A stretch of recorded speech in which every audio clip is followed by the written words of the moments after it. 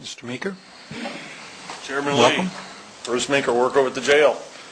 Good to see you all again. I haven't been up here in a couple months because I've been working at the jail. You've had some interesting meetings that I've missed out on, unfortunately, or maybe fortunately. I don't know if I'm a breath of fresh air or not. But about 6 months ago, Councilmember Bush authorized some money for us, corrections officers in the jail, to be trained to deal with the INS situation, immigrations, illegal immigrants. About 2 months ago, I mentioned something in the same 3 minutes thing here, and it touched off a nerve with Councilmember Bush to turn around, and I think Councilmember Goings was sitting in acting chair that day to look into where did the money go, because I haven't been trained yet. The Sheriff's Department is still turning the illegals loose as of last week. It's amazing. I brought that up a couple months ago, and the numbers dropped off. Well, it's starting back up again. So I'm assuming whoever's making the phone calls to the man downstairs will probably make a phone call come 5:30 here this evening asking what in the world is Bruce talking about this time. On the same note of money, as much as these folks in here earlier were telling you guys not to vote on that contract, I'm telling you that over the last 10 months now, we have let $1.7 million slip through our fingers because we haven't signed on the line with the Department of Corrections to house 50 more of the local violators in our jail.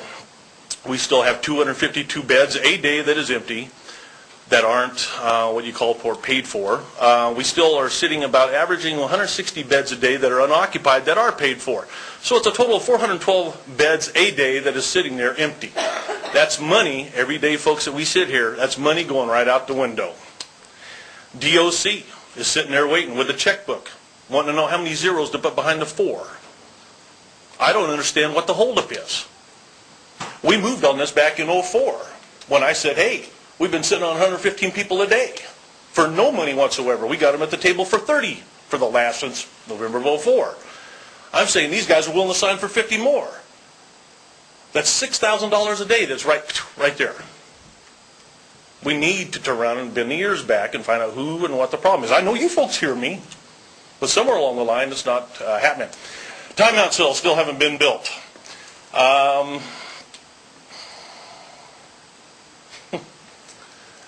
It's the word that I want to use here is retention.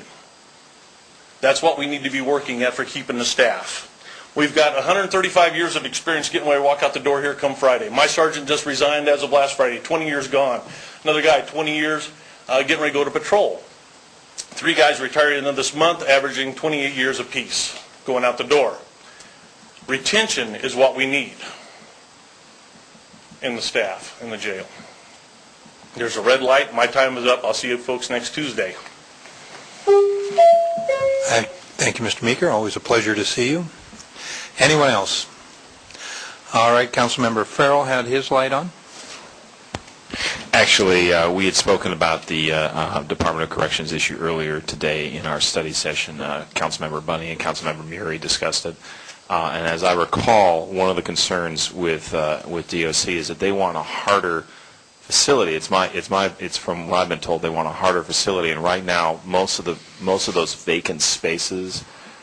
Dick, do you want to chime in and help me out here? I think most of the vacant spaces are not for the type of felons that DOC wants to house.